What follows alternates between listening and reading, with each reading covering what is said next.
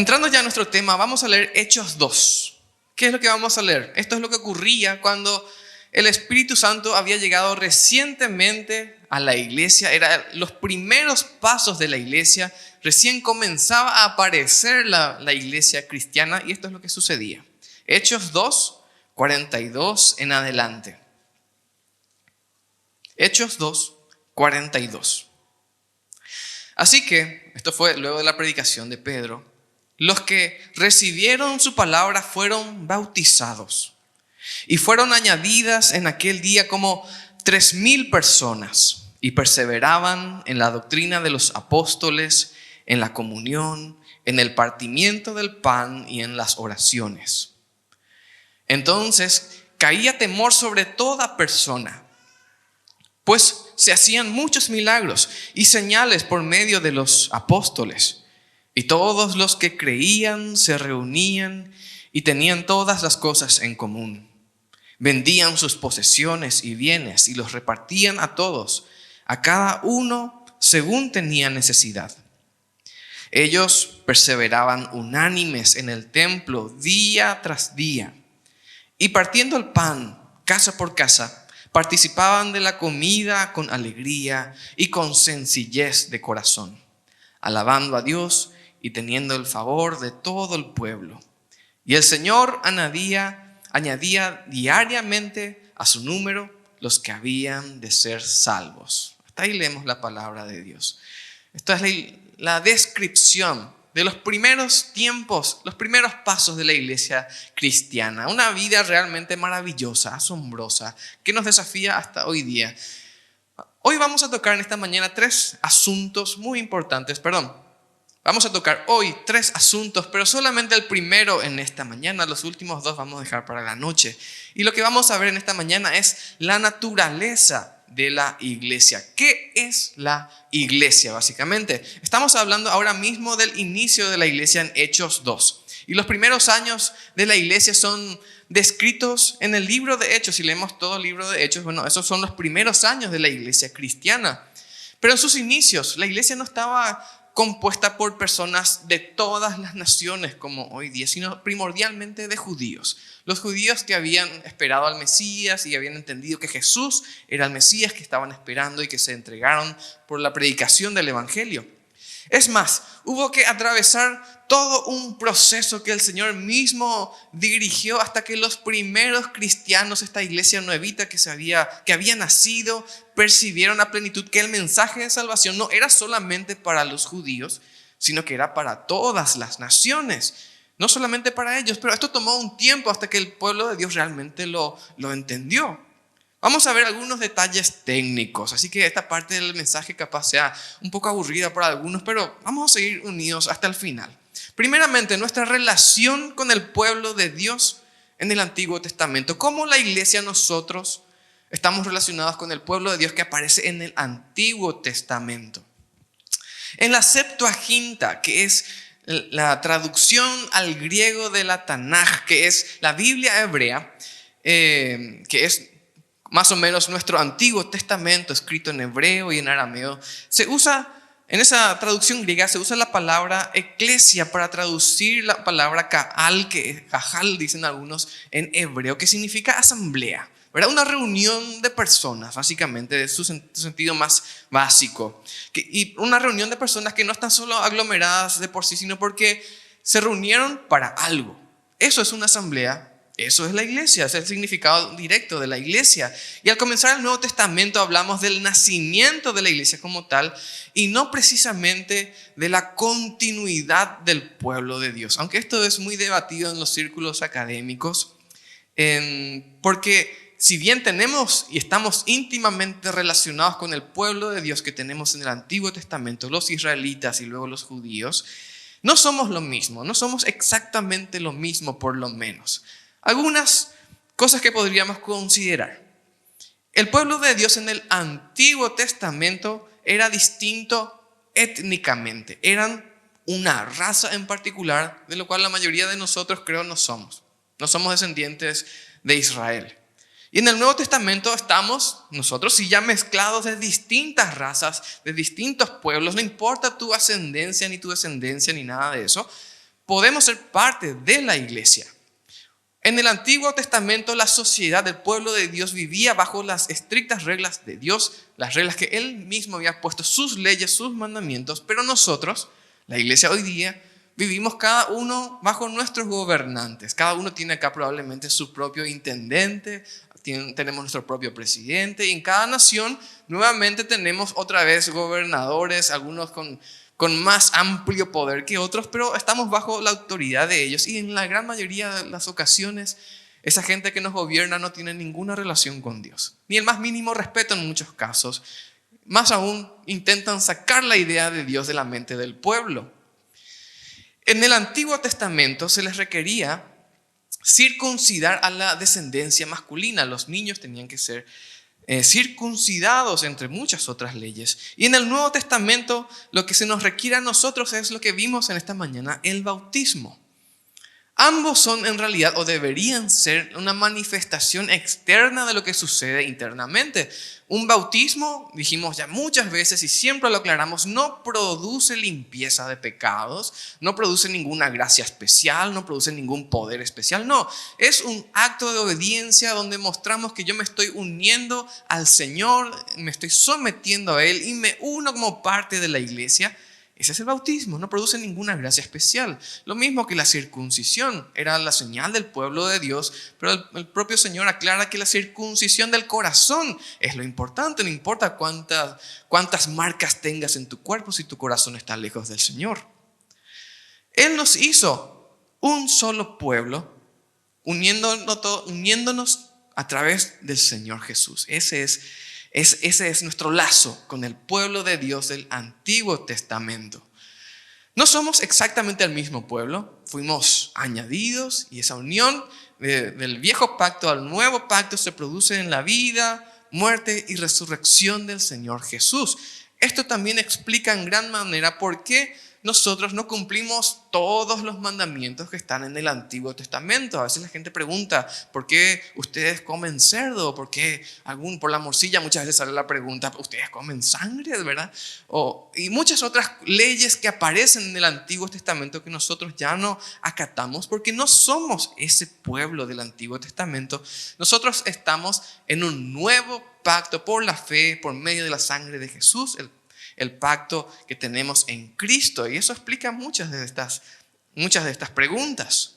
Sin embargo, aunque podríamos marcar una diferencia, bueno, hasta acá está el pueblo de Dios, acá está la iglesia, no es tanto así tampoco. La Biblia dice, y vamos a leer 1 Pedro 2:9, si tienen sus Biblias, por favor. 1 de Pedro 2:9.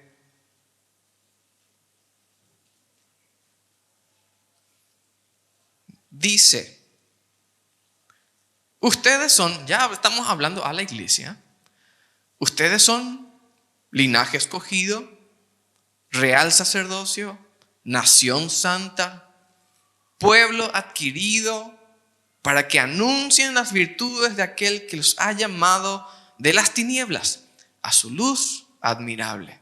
Podríamos marcar así la diferencia entre el Antiguo Testamento de ese pueblo y nosotros, la iglesia, pero no existe eso tampoco en la Biblia como tal. Hay varias palabras acá muy interesantes. Linaje. En griego su palabra original es la palabra gen, que habla de la genética. Nación, etnos, de etnicidad, de cultura. Y pueblo, laos es la palabra original, que normalmente se refiere a la gente en sí, a las personas. Somos nosotros, la iglesia, también genéticamente del Señor, culturalmente y como personas somos de Él. O sea que no somos una continuación precisamente, pero sí somos el pueblo de Dios con todas las letras. Y eso es un gran privilegio que no merecíamos, incluso que no buscábamos, pero el Señor en su misericordia nos regaló. Así que, ¿cuál es nuestra naturaleza como iglesia? Primeramente que somos pueblo de Dios, no el del Antiguo Testamento, somos la iglesia. Estamos íntimamente vinculados a ellos, pero no somos ellos tampoco. Hay un trato diferente. En segundo lugar, nuestra condición geográfica. Y esto nos afecta profundamente también hoy, en este tiempo en que salimos de la pandemia. Hoy día pareciera algo extraño pensar en cuestiones geográficas, en distancias, ¿verdad? ¿Por qué? Porque por medio de la tecnología todo está más cerca, pareciera. Podemos estar hablando con una persona cara a cara, entre comillas, que está a miles de kilómetros de nosotros. Pero ¿cómo nos afecta a nosotros como iglesia? Como iglesia podríamos llegar a pensar, sin equivocarnos demasiado por lo menos, que podríamos manejarnos nosotros también como lo hacen muchas instituciones educativas y muchos equipos de trabajo, en línea, ¿verdad? Virtual, a la distancia, home office y school office, no sé cómo se dice, las clases virtuales y todo lo demás en inglés, pero muchas veces nosotros llegamos a pensar también los cultos virtuales, la iglesia en línea, todo eso es perfectamente válido. Y aquí surge la pregunta, ¿es posible realmente? ¿Es viable? ¿Es real ser una iglesia en línea? ¿Una iglesia virtual? ¿Es eso algo normal a lo que deberíamos apuntar nosotros? Porque es una gran pregunta hoy día. El tema de la transmisión de los cultos o nuestras reuniones de oración a través de las redes sociales, ¿es el modelo que tenemos que seguir o fue una solución nada más que usamos cuando lo necesitamos? Yendo nuevamente a la palabra de Dios, encontramos una dirección muy clara sobre esto. La palabra que se traduce iglesia, ¿quién se acuerda cuál era esa palabra en griego? Eclesia, ¿verdad? Eclesia es la palabra que se traduce iglesia en la Biblia. Aparece 114 veces en el Nuevo Testamento. De esas 114 veces, 109 se dirige a un grupo particular, geográficamente localizado y unido de personas. Las otras veces se refiere a la iglesia universal, a los cristianos en general y cosas por el estilo, pero 109 veces el énfasis es un grupo de creyentes reunidos en un lugar en particular, orando juntos, trabajando juntos, exhortándose mutuamente y demás. ¿Por qué es importante mencionar esto? Porque en este momento en el que estamos, en este proceso de dejar atrás la pandemia, de dejar atrás todas las restricciones, todo eso, vemos que la pandemia afectó a todo el planeta, afectó también a la iglesia, pero me parece que afectó más drásticamente a algunos cristianos que hasta hoy siguen queriendo ser miembros virtuales de una iglesia virtual también. ¿Por qué? Porque simplemente se acomodaron a su situación. Incluso algunos que ni siquiera viven lejos de acá quieren ser virtuales. Entiendo yo, muy bien entiendo que las transmisiones que hacemos de nuestros cultos tienen valor. Llegan a las personas, llegan, como se dice siempre, a personas a quienes no podríamos llegar de otra forma. Entiendo también que nuestras reuniones de oración que hacemos a las 6 de la mañana vía Facebook son de mucha bendición para muchos. Yo entiendo eso. Pero son una alternativa nada más. La Biblia nos presenta una iglesia, un grupo de personas que se reúnen, que están uno al lado de otro, que se sientan unos al lado de otros, que trabajan juntos. Y esto lo vemos en las múltiples ilustraciones que la Biblia usa para describirnos qué es la iglesia. Voy a mencionar, ¿no? Estamos leyendo pocos pasajes bíblicos porque tenemos un mensaje temático en esta mañana. Estamos hablando de un tema en particular, pero probablemente muchos van a reconocer los versículos de los cuales voy a leer brevemente. ¿Cuáles son las ilustraciones que la Biblia usa para referirse a nosotros? Siervo obediente, implicando que somos quienes trabajamos. La novia de Cristo, un edificio. Imagínense un edificio con los ladrillos repartidos por el planeta. No va a ser techo para nadie, ¿verdad?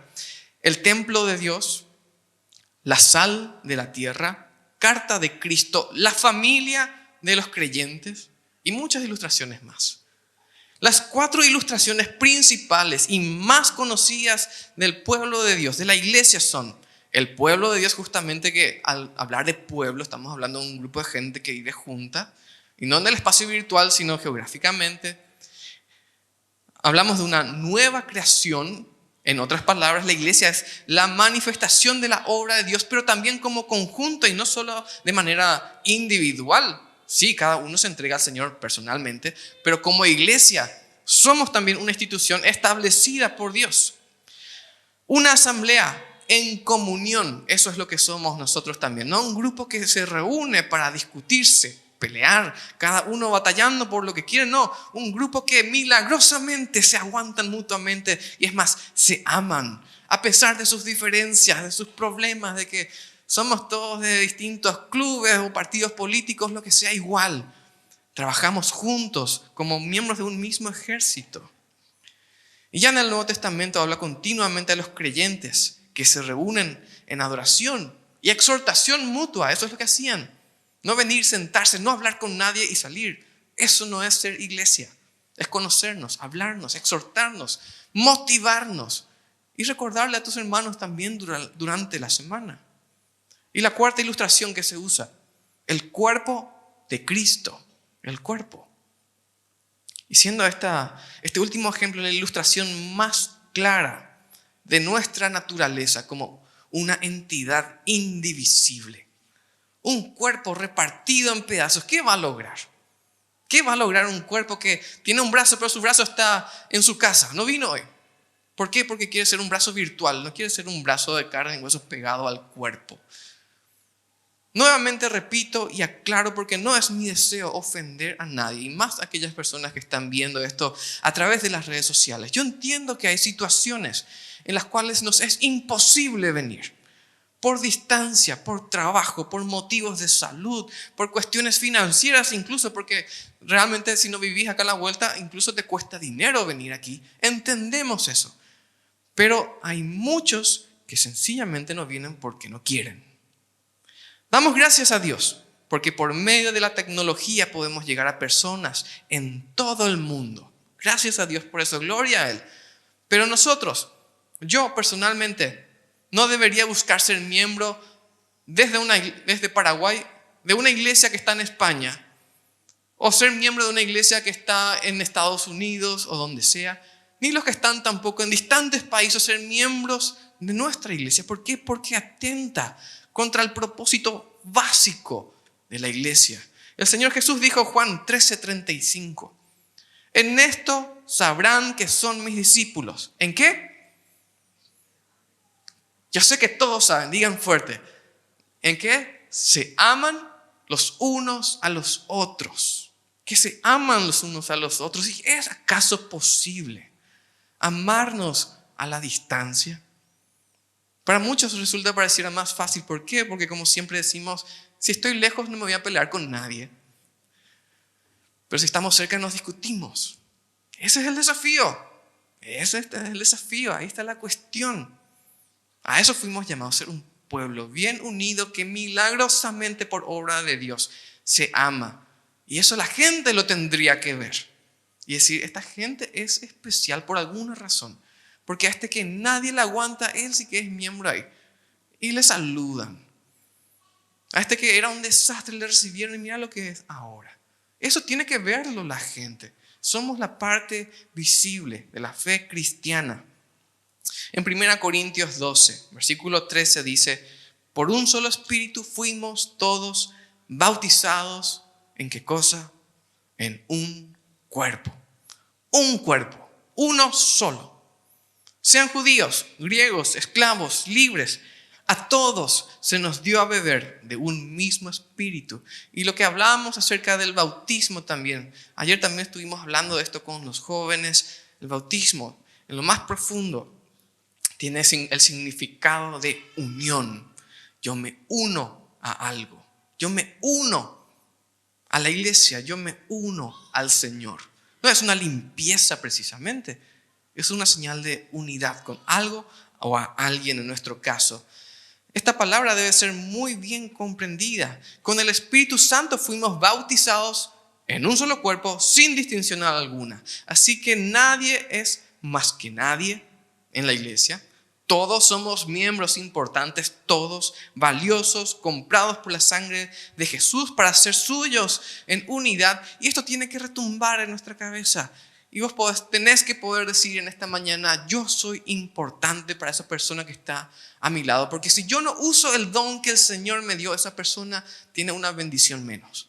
¿Por qué? Porque el Señor me hizo miembro de un cuerpo. Y si yo no hago lo que tengo que hacer, capaz el Señor provea que alguien lo haga. Pero yo me quedo sin bendición. Esa persona se queda sin la bendición que yo pude haber sido también para él. El que el Señor nos haya hecho su cuerpo. Él como cabeza es suficiente ejemplo, debería ser suficiente ejemplo para ilustrar nuestra experiencia humana, que es sencillamente nos necesitamos. Nos necesitamos mutuamente. No podemos ser iglesias solos. No podemos. Y el plan del Señor nunca fue cristianos solitarios, sino viviendo todos en unidad, en armonía, para mostrar su poder, su capacidad, para que la gente vea que Dios es capaz de transformar a débiles, pecadores, malvados, egoístas, en gente que es un poco menos mala, por lo menos. ¿Qué somos nosotros? Y nos necesitamos de manera presencial. Necesitamos de manera presencial. ¿Por qué? Y creo que no hace falta explicar demasiado esto, pero necesitamos mirarnos a los ojos para dar y recibir perdón. ¿Verdad que sí? Necesitamos estar cara a cara para experimentar ese tipo de cosas. Nos necesitamos cerca para darnos un abrazo de consuelo en los momentos de dolor. A la distancia, cuán difícil es transmitir incluso tu amor hacia una persona. ¿Por qué? Porque el Señor mismo nos creó para dar abrazos. Y que ese abrazo se sienta como un calor que te abriga. Esa es la labor del pueblo de Dios. Y no lo podemos hacer a la distancia. No importa cuántos corazoncitos mandemos en las redes sociales. Un abrazo vale muchísimo más. Nos necesitamos de manera presencial para evidenciar el valor que damos a nuestra comunión también. Y para que alguien también de vez en cuando esté al alcance de estirarnos la oreja porque estamos haciendo mal. También nos hace falta que alguien nos llame la atención. Una ilustración sencilla de esto.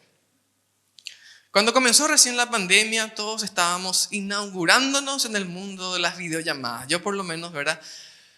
Manejando, bueno, ¿qué aplicación vamos a usar para esto, para aquello, todo lo demás? ¿Verdad? Si Zoom o WhatsApp o Facebook, todo eso. Y en una ocasión probamos hacerle una videollamada a mis suegros, ¿verdad? Los abuelos, para que Julieta, mi hija, cuando yo tenía 2, le salude. Para que Julieta le salude a sus abuelos. Nunca más repetimos esa experiencia, hermanos. ¿Por qué? Porque lo único que pasó fue que los abuelos le dijeron, hola mi amor. Y Julieta comenzó a llorar. Porque estaba tratando de entrar a la pantalla. De dar un abrazo, de tocarles. Les decía, upa, por favor, alzame. No se puede. No podemos ser iglesia virtual. Nos necesitamos aquí. Unos al lado de otros. Repito una vez más. Entendemos que hay razones que nos impiden acudir a la iglesia. Y a veces es imposible que algunos vengan a la iglesia, pero también debe ser dicho que es imposible para muchos no notar que hay cristianos que no tienen ningún problema en recorrer el país entero, pero venir a la iglesia es un desafío casi imposible. No deseo ofender a nadie. El Espíritu Santo es quien nos guía. Que el Espíritu Santo nos convenza de qué es lo que estamos haciendo, si estamos haciendo bien o si estamos haciendo mal. Ya terminando este mensaje, ¿qué te impide unirte a este cuerpo del Señor para servir en armonía con otros? ¿Qué es lo que te impide? A lo largo de los años y a medida que se acumulan más los años, el asistir a la iglesia se vuelve algo todavía más y más especial. Hoy tenemos acá al pastor Salomón Caballero. Probablemente yo le escuché predicando unos 20 años de mi vida más o menos. Incluso suelo predicar con uno de sus trajes porque él me regaló uno. Así yo huelo y tiene olor a cerrista. Sí, porque nos conocemos desde que yo era adolescente. Él me bautizó cuando yo tenía 15 años. Y soy miembro de esta iglesia hace tanto tiempo. Y a medida que pasan los años, los vínculos se van haciendo más fuertes. Y estoy seguro que acá muchos de los hermanos que tal vez se hicieron miembros cuando eran adultos, jóvenes, que solteros y demás, ven hoy día que sus hijos, incluso sus nietos, se están bautizando, se están casando entre los propios miembros de la iglesia. ¡Qué experiencia maravillosa! Eso no es posible a la distancia. Necesitamos estar unidos para trabajar. Y cuanto más unidos estemos, más fuertes también vamos a ser. Amén. Amén. Roguemos al Señor que nos ayude a serle fieles. Esta noche vamos a tocar los siguientes 2 puntos de la iglesia, que son las marcas de la iglesia y las ordenanzas también. Eso vamos a explicar en esta noche, en un lenguaje bien sencillo para que personas que no conocen al Señor, no saben lo que es una iglesia, lo puedan entender bien. Nuestra responsabilidad de todos los demás es traer a nuestros invitados que no conocen al Señor, orar por aquellos que van a venir, que el Señor use a su iglesia para expansión de su reino. Vamos a orar. Padre y Dios, te damos gracias, Señor, por tu palabra que cada vez que la abrimos, la leemos, nos desafía, nos muestra nuestra realidad. Nos vemos en ella como en un espejo y vemos todas las cosas que tenemos que cambiar. Te pedimos perdón porque muchas veces, por pereza o por alguna otra razón, no fuimos fieles a ti. Te pedimos perdón por eso. Estamos arrepentidos. En esta mañana, tu Espíritu Santo nos da esa certeza de que estuvimos haciendo mal. Y nos arrepentimos. Y te rogamos que en tu misericordia uses nuestra vida. Te rogamos que en tu misericordia, por tu gracia, uses a nuestra iglesia. Queremos poner todos nuestros dones, talentos, todo lo que nos diste a tu servicio, en amor a ti, en adoración a tu nombre y también en amor a nuestros hermanos, a nuestra iglesia y a aquellos que todavía no te conocen ni habrán de ser salvos por la palabra que le entreguemos. Te rogamos tu gracia y te alabamos en esta mañana en el nombre de nuestro Señor Jesús. Amén. Amén.